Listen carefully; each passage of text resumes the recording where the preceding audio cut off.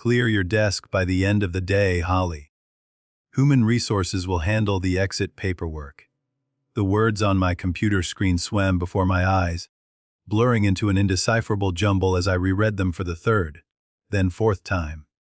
A cold, metallic taste filled my mouth, the kind that precedes a shock or a deep wound. 5 years. 5 years of my life, poured into the very foundations of Summit, Edge Logistics, building not just a career, but a significant portion of my identity, and this was my reward: a clinical, impersonal email, devoid of any warmth, any gratitude, or even a basic shred of human decency. It felt like a punch to the gut, swift and unexpected. 3 days. That's all the time I had taken. 3 measly days to bury my father, the man who had shaped my world, who had taught me everything I knew about resilience and integrity.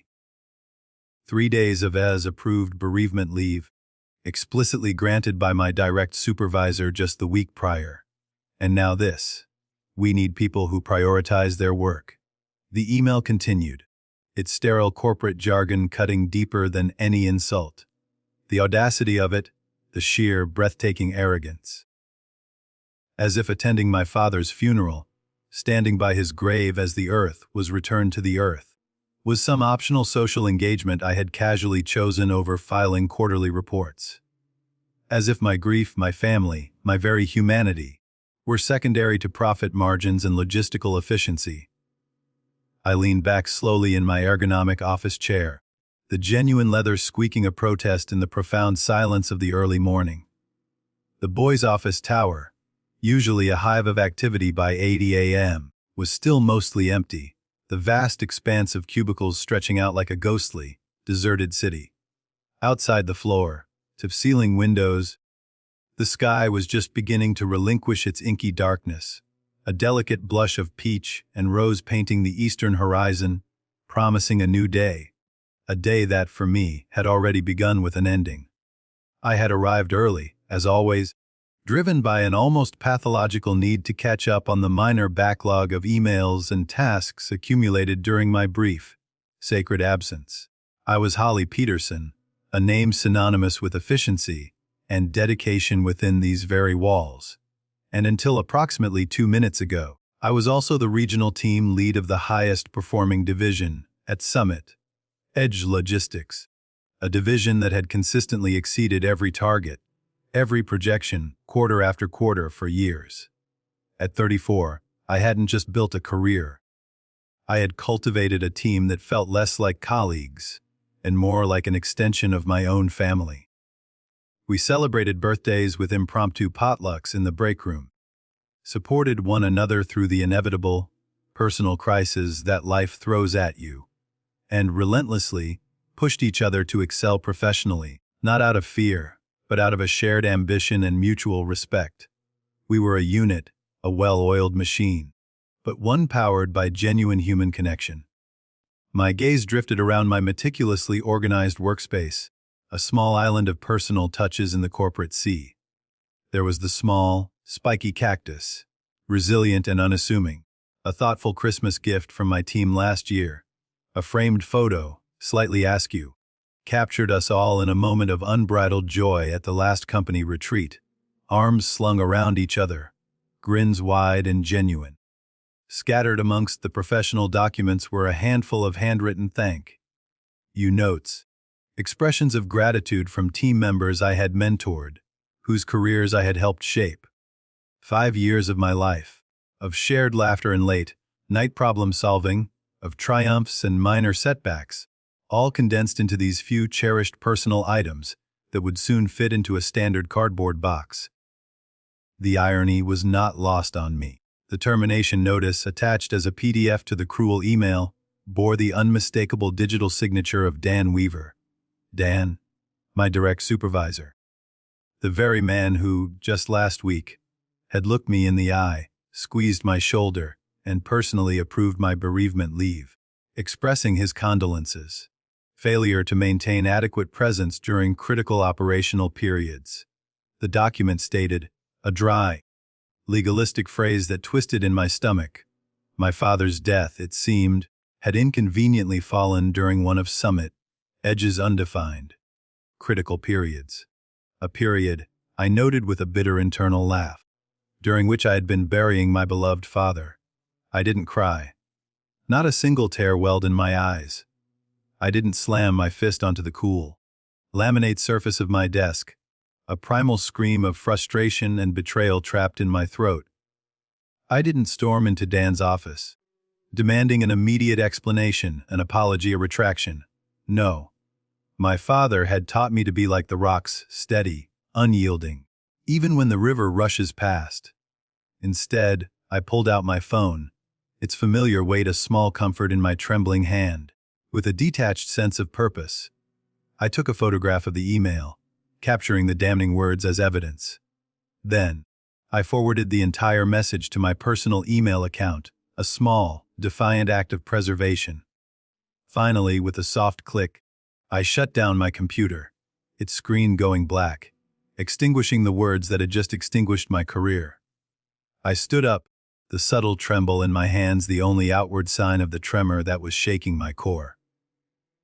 I began methodically, almost ritualistically, packing my things. By the time the first trickle of early, bird employees began to arrive, their footsteps echoing in the still, quiet office, my desk was already half cleared, the void where my personal effects had been a stark, undeniable statement. Tanya from accounting, ever observant, was the first to notice. Her eyes, usually sparkling with good humor, widened in alarm as they fell upon the half-filled cardboard box resting on the corner of my desk. "Holly, what's happening?" she asked, her voice laced with genuine concern, a stark contrast to the sterile email. "I've been let go," I replied simply, my voice surprisingly steady, devoid of the emotion that churned inside me. "What? Why?"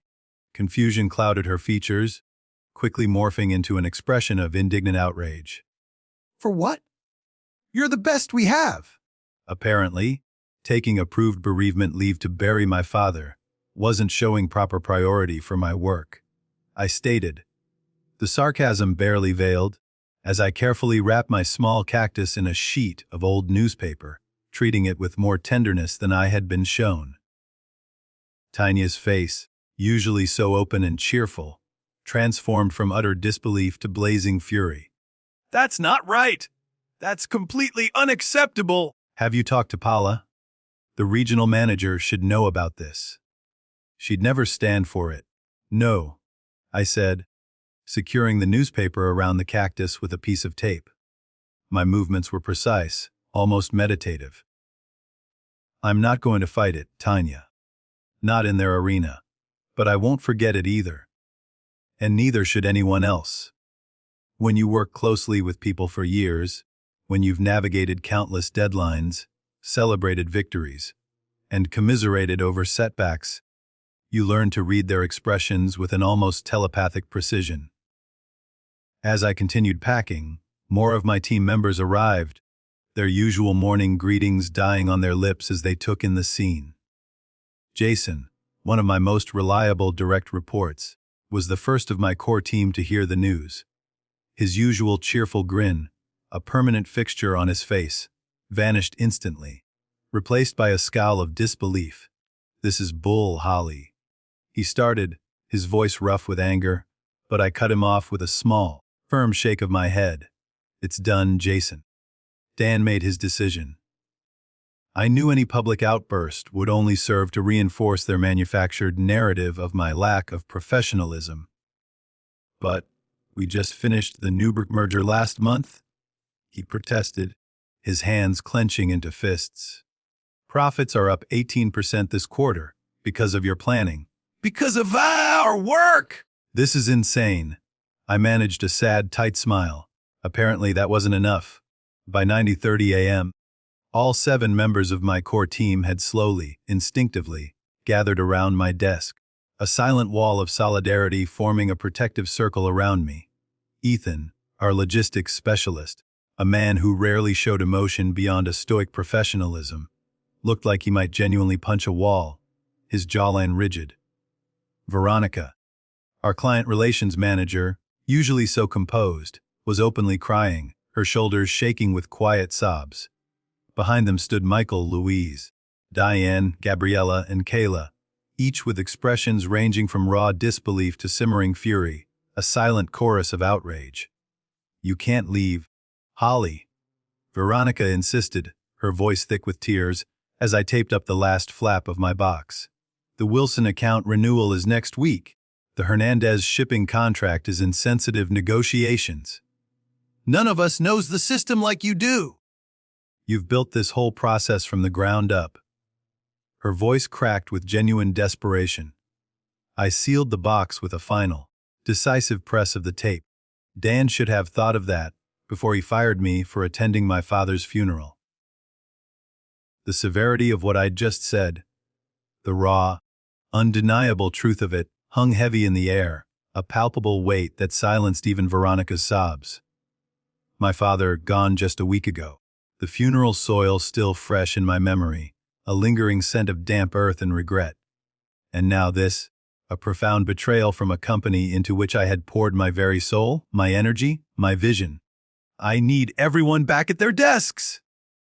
A sharp, cutting voice sliced through the tension, startling us all. Dan Weaver stood there, just a few feet behind my team, arms crossed tightly over his chest, his thin face set in a disapproving, almost accusatory frown. He looked as if we, not he, were the ones disrupting the day. "We have deadlines to meet. This is not a social gathering." No one moved. The team remained rooted, their eyes fixed on me, a silent testament to their loyalty. "Now," he added, his voice rising slightly, edged with a barely contained impatience. For a long, agonizing moment, no one budged.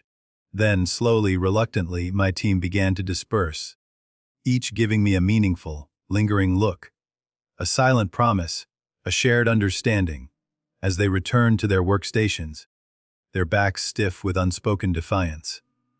Dan approached my desk as the last of them moved away, lowering his voice, a hint of something resembling smugness in his tone. "This could have been handled with more discretion, Holly, if you'd waited until the end of the day to pack up. Causing a scene like this is entirely unprofessional." I met his gaze steadily, my own eyes betraying none of the turmoil within me. "Like the discretion you showed in firing me via email after personally approving my bereavement leave." My voice was calm, almost conversational, yet it carried the weight of an accusation he couldn't deflect. His jaw tightened, a muscle twitching visibly. "Business needs change rapidly, Holly. Summit, Edge needs people who understand that priorities shift with market demands. Your father's passing was unfortunate, but don't, I warned, my voice deadly quiet, a silk thread woven with steel. "Don't finish that sentence, Dan." The words hung in the air between us, a silent threat. For a fleeting moment, something like uncertainty, perhaps even a flicker of fear, crossed his face. He seemed to register for the first time the true depth of my resolve. Then he straightened, adjusting the knot of his tie, his corporate mask firmly back in place. "Human Resources is expecting you," he stated, his voice returning to its impersonal, professional drone. "Please don't make this more difficult than it needs to be."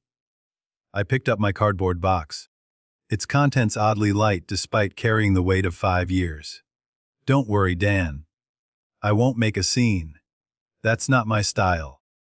But remember this moment. You might find it important later." And with that cryptic warning, delivered with a calm I didn't entirely feel, I turned and walked away. The Human Resources office was a study in clinical neutrality. White walls, devoid of any personal decoration, reflected the harsh fluorescent lighting. Barbara Kent, the HR manager, sat behind a large, sterile desk, her expression a sympathetic but clearly practiced mask.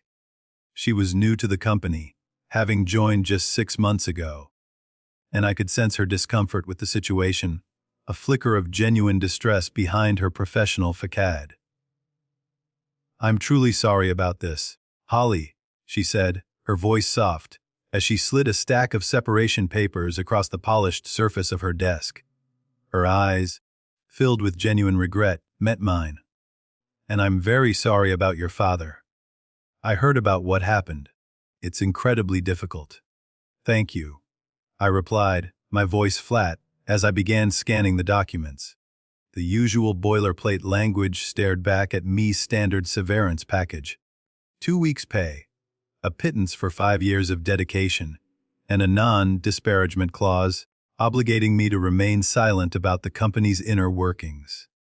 There was also a stark reminder of my non-compete agreement, a particularly draconian clause that prohibited me from working for any direct competitor within a wide geographical radius for a period of 6 months. It was designed to stifle, to control, to ensure that any expertise I possessed remained locked away from their rivals.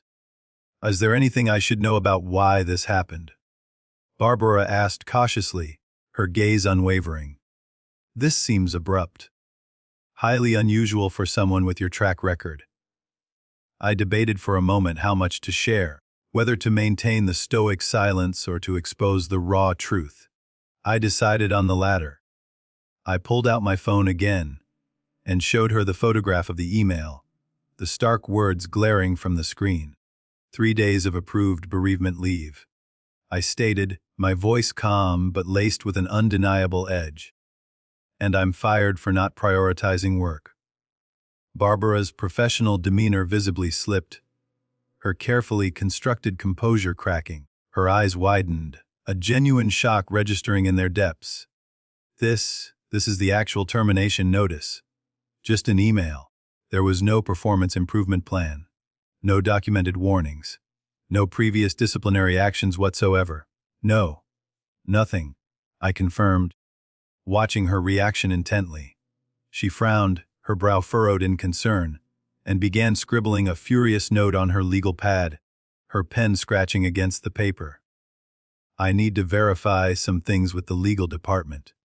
This is highly irregular. Would you excuse me for a moment, Holly?" While Barbara stepped out of the room, leaving me alone in the oppressive silence of the sterile office, I gazed through the large, unadorned window. From this floor, the Boys River was visible, winding its way through the heart of the city, a ribbon of silver reflecting the nascent morning light. My father had loved fishing that river. He'd taught me patience there, standing in waders as the swift current rushed past our knees, tugging at the line. "The river moves, Holly girl," he'd say, his voice deep and calm, "but the rocks stay steady. Be like the rocks." His words echoed in my mind, a comforting mantra, a guiding principle in the swirling chaos of my present. The river would move on, I realized. But I, like the rocks, would remain. Barbara returned 20 minutes later, her expression carefully neutral, professionally composed once more. But her tight, almost imperceptible smile, the one that didn't quite reach her eyes, told me everything I needed to know. Nothing would change. "Unfortunately, Holly," she began, her voice tinged with regret, "Idaho is an at-will employment state. The company is within its rights to terminate employment without cause, provided it's not for a discriminatory reason." "I understand," I interrupted, cutting her off before she could elaborate on the legal technicalities. There was no point in arguing, no point in fighting a battle I knew was unwinnable on these terms. I picked up the pen and, without further argument, signed the documents, each stroke of the pen a definitive severing of ties. Summit, Edge can do whatever it wants. Just like I can. She hesitated, then lowered her voice, leaning slightly closer, her gaze dropping to the desk. "Off the record, Holly, this isn't right. If you wanted to pursue action, there are grounds for." "I don't," I said firmly, cutting her off again, though a small part of me appreciated her rare moment of candor. "But thank you, Barbara."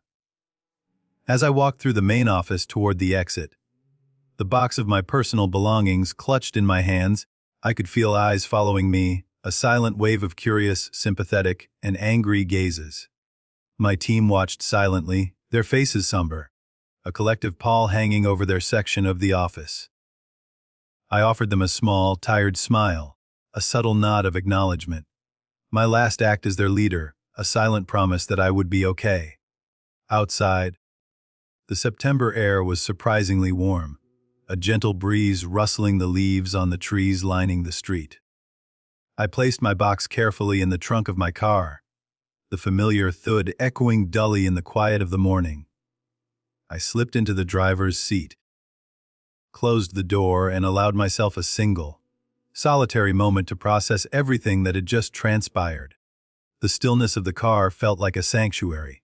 My phone chimed, vibrating softly in the cup holder. Then another text, and another, a rapid-fire succession of digital messages. "Yes, Jason, this is wrong, Holly. What can we do? Veronica, are you okay? Can we meet up later? The team is in shock." Ethan Dan's a spineless jerk. The team is furious. More messages poured in, a torrent of outrage, support, and fierce loyalty. These people weren't just colleagues. They were my professional family, a network of trust and mutual respect that transcended corporate hierarchies. Their unwavering support was a balm to the raw wound of betrayal.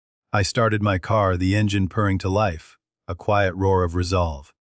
A plan, nebulous at first, then firming into a concrete strategy, began to form in my mind.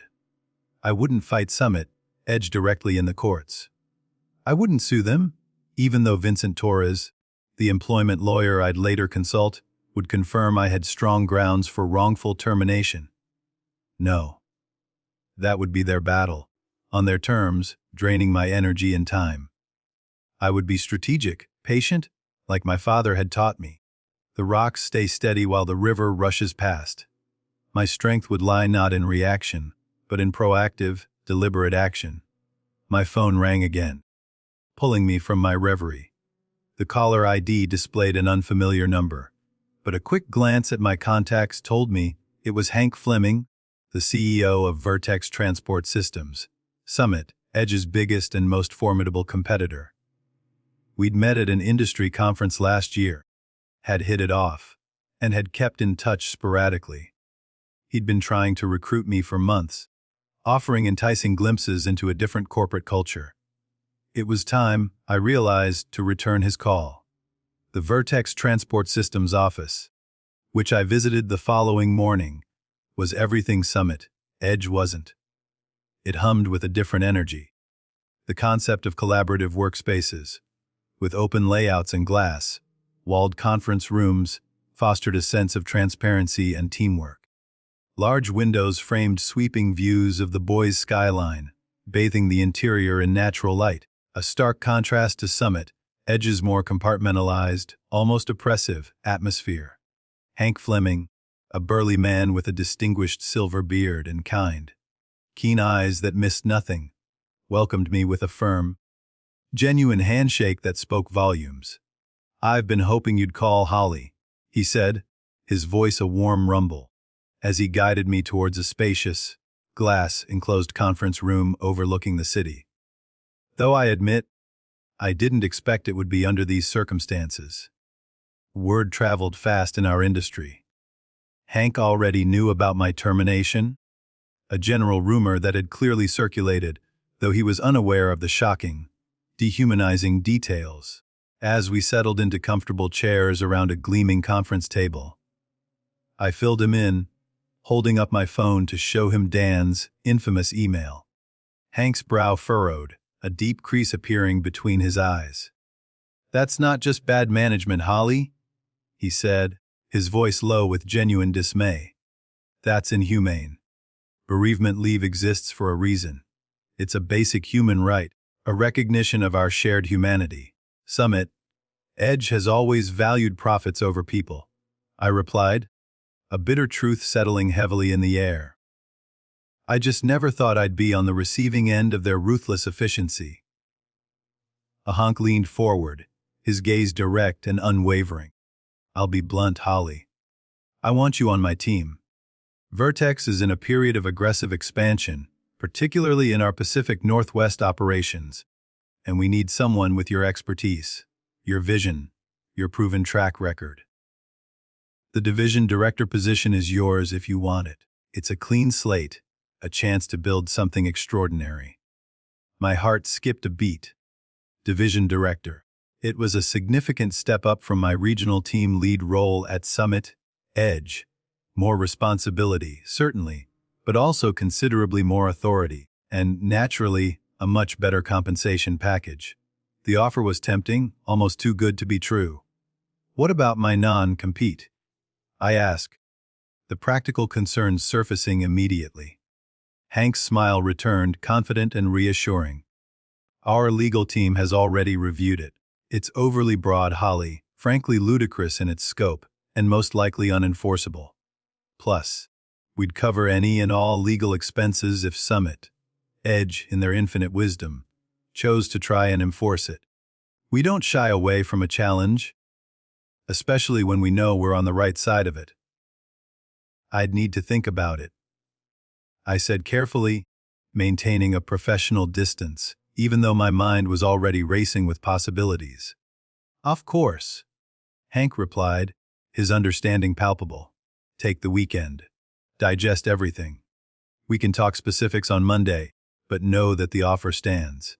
That evening, I met Veronica and Jason at Riverfront Brewing, a small, unassuming pub tucked away from the bustling downtown core, a place where we were unlikely to run into any curious Summit Edge employees. They arrived together, their faces a complex mixture of lingering anger and deep concern for my well-being. How are you holding up? Veronica asked, sliding into the booth opposite me, her eyes searching mine for any sign of weakness. I'm all right, I assured them, a faint smile touching my lips. It's been a challenging couple of weeks, to say the least, but I'll land on my feet. I always do. Jason snorted, shaking his head. Dan's a fool. The office is in chaos already. Absolute pandemonium. Nobody knows where the Henderson proposal files are stored, and apparently, the system access you had hasn't been transferred to anyone else. It's a mess. Sounds like a Dan problem, I replied, taking a slow sip of my water, a flicker of grim satisfaction. I knew my files were meticulously organized on the company server, but my particular methodology wasn't immediately intuitive to others. This was, I realized, the initial ripple effect of my sudden departure. Veronica leaned forward, her voice dropping to a conspiratorial whisper. It's more than that, Holly. Everyone's talking, not just our team. People are furious about how you were treated. There's a real undercurrent of resentment. I hadn't quite expected that. Really, you were respected, Holly. Jason added, his voice firm. Not just by us, by everyone. The way Dan handled this, the sheer callousness of it, people are scared now. If they can do this to you, their star team lead, the person who consistently delivered results, what would they do to anyone else? It's created a climate of fear. Veronica nodded in agreement. Paula has been asking questions. The regional manager looks worried. I saw her walking out of Dan's office this morning, her face like thunder. Good, I said simply, a new element adding itself to my evolving plan. As we talked, more texts arrived from other team members, a constant stream of messages mirroring Jason and Veronica's accounts, stories of disorganization, growing frustration, and simmering anger directed at management. Summit, Edge was already feeling my absence, a slow internal bleed that would only worsen. So, what will you do now? Jason asked, his gaze earnest. I hesitated, then decided to share a glimpse of my potential path. I've had an offer from Vertex. Their eyes widened in unison. Vertex? Veronica exclaimed, her voice hushed. But you're non-compete. Those aren't always enforceable, especially when the employer acts in bad faith, Veronica said quickly, her mind already shifting into professional analysis mode. As a client relations manager, she worked with contracts daily and possessed a surprising depth of knowledge regarding legalities. Especially if they fired you without cause, on a trumped-up charge. That's what Vertex's legal team said. I confirmed, but it's still a risk, of course. A calculated one. Jason's phone buzzed, pulling him from the conversation. He checked it, his brow furrowing. Dan's calling an emergency meeting tomorrow morning, Saturday. He's never done that before. It must be bad. The Wilson account review is due Monday. Veronica explained to me, anticipating my question. And nobody can find your analysis files. They're running around like headless chickens.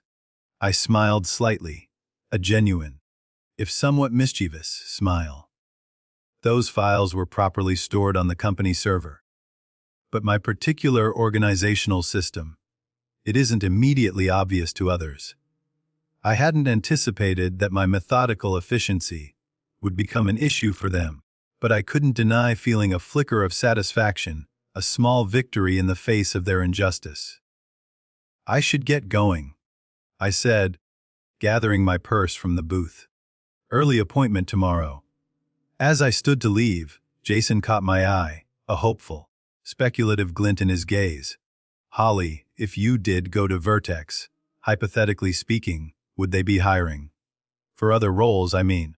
People with significant experience in logistics and client relations. I paused, studying their faces, their eager, almost desperate expressions. Hypothetically. I repeated, letting the word hang in the air. Yes, they're expanding rapidly, and they're always looking for top talent. The look that passed between Jason and Veronica, a quick, silent exchange of understanding and determination, told me everything I needed to know. The rocks, I thought, were starting to move. Saturday morning found me in the elegant, albeit small, office of Vincent Torres, an employment lawyer highly recommended by a trusted friend. Diplomas from prestigious universities adorned the walls, speaking to his expertise. I explained my situation, laying out the timeline, showing him the infamous email and the termination notice. This is textbook wrongful termination, Ms. Peterson, Vincent said, removing his glasses and resting them on the desk, his gaze keen. Terminating someone for taking approved bereavement leave could be argued as both a breach of contract and a violation of good faith. Furthermore, it touches upon emotional distress and punitive damages. I'm not interested in suing Mr. Torres. I clarified, reiterating my strategy. I just want to understand my options regarding my non-compete agreement, and to ensure I don't face any unforeseen legal battles if I pursue other opportunities. Vincent picked up the document, reviewing it carefully, his lips pursed in thought. This is overly restrictive, Holly. A 6-month prohibition on working for competitors within a 300-mile radius. That's essentially telling you to leave the industry entirely or relocate your entire life. It's an egregious attempt to stifle your career. Is it enforceable? In Idaho? I asked, my voice betraying a hint of impatience. It's questionable at best, especially given the circumstances of your termination. Courts typically won't enforce non-competes when the employer acts in bad faith, which in this case appears to be a clear and undeniable factor. He leaned back in his chair, a thoughtful expression on his face. So, what's your plan? Holly, Vertex Transport Systems has offered me a position. Division Director. Better title, better pay. A chance to build a new team, a new division from the ground up. Vincent nodded, a look of approval on his face. Excellent. Summit. Edge would have to prove that you're causing them actual, demonstrable harm by working there. Given that they terminated you, and under such dubious circumstances, that's an exceptionally difficult argument for them to make. They essentially fired their top performer, and then expect her not to use her skills elsewhere. It's illogical. He scribbled some notes on a legal pad. I'd say proceed with caution, of course. But don't let this non-compete prevent you from earning a living and advancing your career. You're clearly in a strong position. Over the weekend, my phone continued to buzz with a relentless stream of messages from my former team. The emergency Saturday meeting had apparently been tense, fraught with unspoken accusations and palpable frustration. Dan was pressuring everyone to take on additional responsibilities to cover my absence, with absolutely no mention of extra compensation.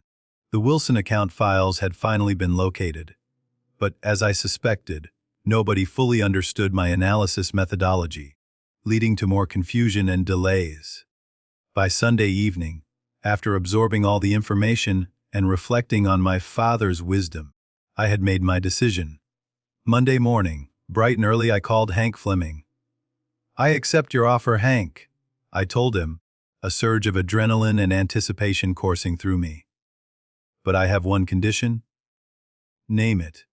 Hank replied immediately, his voice betraying no surprise, only keen interest. "I want to build my own team. My former colleagues from Summit. Edge, they're exceptional. I want them to receive fair consideration if they apply to Vertex." "Absolutely." Hank agreed without a moment's hesitation. "If they're half as talented as you, Holly, we'd be lucky to have them." "Consider it done." That afternoon, I signed my contract with Vertex Division Director of Pacific Northwest Operations. The salary was a staggering 40% higher than what I'd been making at Summit. Edge, complemented by vastly superior benefits and a generous sign-on bonus. As I left Vertex's gleaming offices, a sense of exhilaration bubbling within me, I checked my phone. 7 new messages awaited me, one from each core member of my former team. They all wanted to meet for coffee. Privately. Tuesday morning, I sat at a quiet corner table in a small, independent coffee shop downtown, the aroma of roasted beans filling the air. Jason arrived first, a nervous but excited energy radiating from him, then Veronica, her usual composure replaced by a barely contained eagerness. One by one, Ethan, Michael, Louise, Diane, Gabriella, and Kayla joined us until we had pulled 2 tables together, a small, vibrant reunion in the midst of the bustling cafe. "Summit. Edge is imploding," Ethan said without preamble, his voice grim. "Dan's micromanaging everyone to the point of insanity. Paulo is breathing down his neck constantly, and clients are already asking questions about the sudden leadership change. The Wilson account is threatening to pull out," Veronica added, her face a mask of frustration. "They specifically wanted to know why. You weren't handling their renewal. They trust you." "Holly." I sipped my coffee, listening intently as each shared similar stories of chaos, disorganization, and escalating frustration with management's ham-fisted attempts to compensate for my absence. It was a symphony of managerial ineptitude. "Why, heard you've accepted a position at Vertex," Jason finally said, his voice hesitant, but his eyes alight with curiosity. The others grew quiet, watching me intently, a collective breath held. "News travels fast," I observed, a small, knowing smile playing on my lips. "We want to come with you," Veronica stated firmly, her voice leaving no room for doubt. The others nodded in immediate, unanimous agreement, a wave of determined faces looking back at me. I studied their faces, seeing not just colleagues, but friends, a family that had stuck by me. "You all have good positions at Summit Edge. Secure jobs. Are you sure you want to risk that? Vertex is a new environment, a different culture." "What security?" Louise asked bitterly, her voice raw. "If they'd fire you for attending your father's funeral, for showing basic human emotion, none of us are safe. We're just numbers to them, disposable cogs in a machine." "Vertex is hiring," I said carefully, choosing my words precisely. "I can't promise anything, of course, but I can certainly refer you. Each of you would need to apply formally, go through the interview process. We already have," Gabriella revealed, her eyes sparkling with defiant pride, pulling out printed copies of confirmation emails, proof of their collective rebellion. "All 7 of us. Yesterday." I couldn't hide my surprise, a genuine gasp escaping my lips. "You applied before even talking to me." "We trust you, Holly," Kayla said simply, her gaze unwavering. "Where you go, we go." "You're our leader?" I felt a powerful surge of emotion, a mix of profound gratitude, overwhelming affection, and a deep, satisfying sense of vindication. These were the rocks, steadfast and true. "Let me make some calls," I said, my voice thick with emotion, a plan solidifying in my mind. The following Monday, my phone rang precisely at 7:30 a.m. The caller ID displayed Paula McCormick, Summit Edge's regional manager. I allowed myself a slow, deliberate breath, steadying myself before answering. "Holly, good morning." Paula's voice had a forced calmness, a thin veneer over obvious tension. "We need to talk." "Good morning, Paula," I replied, keeping my tone perfectly neutral, professional. "What can I do for you?"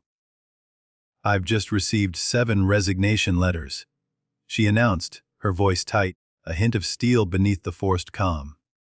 "All from your former team. All effective immediately." There was a loaded pause, the silence on her end begging for an explanation. "Care to explain?" I took a slow, deliberate breath, choosing my words carefully. "I'm not sure what explanation you're looking for, Paula. I don't work for Summit Edge anymore." "They're all going to Vertex, aren't they?" Her voice hardened, an unmistakable accusation. "Where you just started as division director. This doesn't look coincidental, Holly. People make career choices for various reasons, Paula," I replied, my voice still frustratingly calm, unyielding. "Perhaps you should ask Dan why your top performing team is leaving en masse. Perhaps the issue isn't my influence, but your internal management practices. This is about your termination, isn't it?" She sounded resigned now, the fight draining from her voice. "I've reviewed the situation. Dan didn't consult me before letting you go. I would never have approved it. It was a massive mistake. Just between you and Dan," I replied, letting the implication hang in the air. Though I'm curious why Summit Edge's regional manager wasn't involved in terminating a team lead, particularly one with such a strong performance record. Paula sighed, a long, wary sound that spoke volumes of her exasperation. "Dan claimed it was an urgent performance issue that couldn't wait for my return from the Seattle conference. I trusted his judgment. Clearly, that was a mistake I deeply regret." I said nothing, letting the silence grow uncomfortably, letting her stew in the consequences of her misplaced trust and his egregious error. "Look, Holly," Paula finally continued, her voice laced with desperation. "I'm prepared to offer you your position back, with a 10% raise, and a formal, public apology from senior management. We need your expertise. The Wilson account is threatening to walk. We're losing control." "I appreciate the offer, Paula," I said, though there was no appreciation in my tone.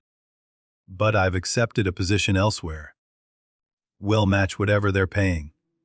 Plus 15%. Whatever it takes. You name your price." The desperation in her voice was palpable now, a stark contrast to the dismissive arrogance I'd encountered just a week prior. One key employee walking out simultaneously is devastating. The operational knowledge alone. It would take months, maybe years, to recover. It would take time travel, Paula. I interrupted, my voice finally losing its calm facade, a cold edge entering it. Going back to when my father died, and Summit Edge showing basic human decency instead of punishing me for grieving. That's what it would take. The line went quiet. The silence stretched taut. I could almost hear her processing the implications of my words, the unyielding boundary I had just drawn. "I need to go, Paula," I stated, breaking the silence. "I start my new position today, and I don't want to be late." "Your non-compete." She began a last, desperate attempt at leverage. "Feel free to have your legal team contact mine," I replied evenly, already disconnecting the call in my mind. "Though they might want to review the circumstances of my termination first. I hear it's a compelling case." And with that, I ended the call. After hanging up, I drove to Vertex's offices, arriving early, a renewed sense of purpose coursing through me. Hank met me in the lobby, his face beaming, a wide, genuine smile on his face. "We're considering all 7 of your former colleagues," he said, his enthusiasm infectious. "Their qualifications are incredibly impressive. Interviews start Wednesday. You picked a truly stellar team, Holly. Thank you for giving them a fair chance, Hank." I replied, a wave of pride washing over me. "Their chance." Hank chuckled, shaking his head. "Holly, their top talent. Some of the best resumes I've seen in years. Summit, Edge's mistake is absolutely our gain." 2 days later, I received another call, this time from Barbara Kent in Human Resources at Summit, Edge. Her voice was hushed, almost conspiratorial. "I shouldn't be telling you this, Holly," she said quietly, "but Dan Weaver has been placed on administrative leave pending review. Paula's launching a full investigation into management practices, particularly around bereavement and time-off policies." "It's good to hear," I said genuinely. Justice, it seemed, was a slow but inexorable force. "The board of directors is involved now," Barbara continued, her voice tinged with a mix of awe and trepidation. "Losing an entire specialized team to a competitor, especially after your sudden departure, has triggered alarm bells. They're reviewing all terminations from the past year, looking for patterns." By Friday, all 7 of my former team members had received and, crucially, accepted offers from Vertex. We met for dinner that evening to celebrate, raising glasses in a collective toast. "To new beginnings," Veronica exclaimed, her eyes bright with hope. "And to Holly," Jason added, his voice heartfelt, "who taught us what real leadership looks like and what we deserve." The following week, a formal letter arrived from Summit Edge, acknowledging my wrongful termination and offering a settlement to avoid litigation. I accepted it, not for the money, which was almost negligible in comparison to my new salary, but for the official admission that they had been wrong. That same day, the Wilson account officially signed with Vertex, bringing their considerable business to us after learning that their preferred team, led by me, now worked under my direction. The river had moved, profoundly and irrevocably, but we had remained steady, like the rocks, just as my father had taught me. 3 months later, I stood at the front of Vertex's largest conference room, presenting our quarterly results to the executive team. The numbers spoke for themselves: 30% growth in our division, 4 major client acquisitions, 3 of them formerly Summit Edge accounts, and operational efficiency improvements that had reduced costs by an astonishing 22%. It was a resounding success, a testament to the power of a cohesive, motivated team. "Exceptional work, Holly," Hank said, beaming, when I finished. "You and your team have exceeded every projection, shattered every expectation. It's truly remarkable." I smiled, my gaze sweeping over the faces of my team members, who sat proudly in the front row. "My team deserves the credit, Hank. They've been remarkable." After the meeting, I returned to my new, spacious office to find my 7 core team members waiting for me, a large cake, somewhat squashed, resting precariously on my desk. "What's this for?" I asked, a genuine surprise. "It's been exactly 3 months since we all jumped ship together," Jason explained, a mischievous grin on his face. "We're celebrating our Independence Day." I laughed, a warm, genuine sound that felt good to release. "You're all ridiculous, but happy," Veronica added, her eyes shining. "Seriously, Holly, everyone's thriving here. We've never felt more valued." It was true. Each team member had not only transitioned seamlessly, but had grown professionally in their new roles at Vertex. They had more autonomy, better resources, and were finally receiving the recognition they truly deserved for their contributions. Most importantly, they were valued as people, not just as productivity machines. My phone buzzed with a news alert. "Summit Edge Logistics announces restructuring amid client exodus. I showed it to the group. I heard they lost the Hernandez contract last week, Ethan said, expertly cutting slices of cake. That's 20% of their Pacific Northwest revenue just gone. And Dan's gone, Louise added, her voice devoid of triumph, merely stating a fact. Cleared out his office Friday. Paula's trying to save what's left. But it's a sinking ship. I felt no pleasure in Summit, Edge's struggles, no dark satisfaction in their decline. Only a quiet sense of justice, of inevitable consequences. The company wasn't failing because we had left. It was failing because its leadership had created a culture where employees were disposable, where attending a father's funeral was considered a lack of commitment, where loyalty was a one-way street. To Summit, Edge, I raised my water glass, a silent symbolic toast. May they learn that a company is only as strong as how they treat their people. And to Holly, Gabriella added, her voice full of warmth, who showed us we deserved better. 6 months after joining Vertex, I received an unexpected lunch invitation from Paula McCormick. She'd left Summit, Edge, as I'd heard through the industry grapevine, and had joined a management consulting firm specializing in organizational culture. We met at a quiet, understated restaurant overlooking the Boys River, the same river my father had loved. Paula looked different, more relaxed. The perpetual stress lines around her eyes softened, replaced by a quiet thoughtfulness. "Thank you for meeting me, Holly," she began, her gaze earnest. "I wanted to apologize properly for what happened. Not just your termination, but the cascade of events it triggered. You weren't directly responsible for my firing, Paula," I reminded her gently, accepting her sincerity. "No, but I created the environment that made it possible. My trust in Dan, my lack of oversight, my focus on the wrong metrics." She sighed, a deep, weary sound. "After you and your team left, everything unraveled. The board brought in external consultants to evaluate what went wrong. The report wasn't flattering to any of us in leadership. It exposed a deeply dysfunctional culture." I nodded, waiting for her to continue. "Summit, Edge is being acquired by Meridian Shipping," Paula revealed, her voice tinged with regret, "at a fraction of its previous valuation. They're basically buying the client list and physical assets. The brand is dead." The news didn't surprise me. Summit, Edge had been hemorrhaging clients and talent for months, a slow, agonizing demise. "What about Dan?" I asked. "Still unemployed, last I heard. His reputation in the industry." She trailed off, a sardonic twist to her lips. "Let's just say your story has circulated widely.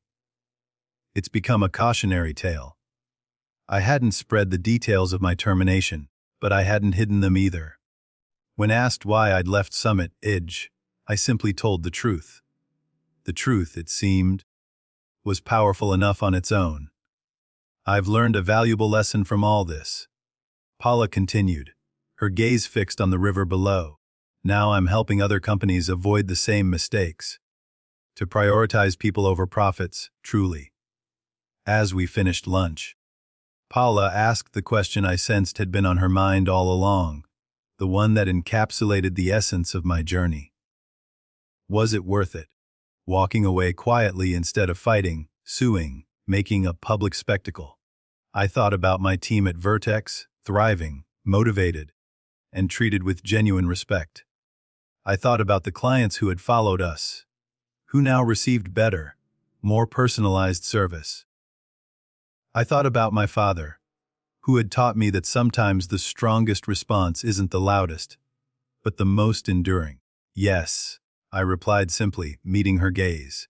The results speak for themselves. 1 year after that fateful, cold email that had irrevocably changed the course of my career, Vertex named me Executive Vice President of Operations for the entire Northwest region. My division had become the company's crown jewel, efficient, innovative, and boasting the highest employee satisfaction scores in the entire organization. Each of my 7 team members had been promoted as well. Jason now led his own division, a testament to his burgeoning leadership skills. Veronica had transformed our client relations approach, earning widespread recognition throughout the industry for her empathetic and effective strategies. The others had similarly distinguished themselves, their talents finally receiving the appreciation and opportunities they deserved. On the exact anniversary of my termination from Summit Edge, I received a small, unexpected package in the mail. Inside was my old cactus plant, now slightly larger, its green spikes vibrant and thriving, nestled in a small pot. A note was tucked into its soil. Rescued this from your desk. Thought you might want it back now. Summit Edge closes for good next week. Barbara Kent. I placed the cactus on my office windowsill, where it would get plenty of sunlight, a silent sentinel of resilience. Like me, it had survived being discarded, and had found a better place to grow, to flourish. That evening, I drove to the boys' river and stood on the bank where my father and I used to fish. The water flowed steadily around the familiar rocks, just as it always had, an enduring symbol of constancy in a world of change. I thought about how a single moment, a cold, impersonal email terminating my employment, had ultimately led to greater success and happiness. Not just for me, but for everyone who had chosen to follow me. You were right, Dad. I whispered to the river, the words carried softly on the breeze. Sometimes you need to stay steady and let the current do its work. As I looked back on my journey, from terminated team lead to executive vice president, I realized my revenge hadn't been in destroying Summit Edge, though their demise was a direct consequence of their actions. My revenge had been in building something better, something truly exceptional, a workplace where bereavement leave wasn't viewed as a lack of commitment, where people were valued beyond their productivity metrics, where leadership meant empowering others rather than controlling them. The greatest revenge wasn't in tearing down what had hurt me, but in creating something so superior that it made the old system obsolete. My father, I knew, would have been immensely proud of that. Looking toward the future, I felt nothing but gratitude for the winding path that had brought me here, even the painful, unjust parts. Sometimes, the worst moments truly lead to the best outcomes, if you remain as steady as the rocks while the river of change rushes past.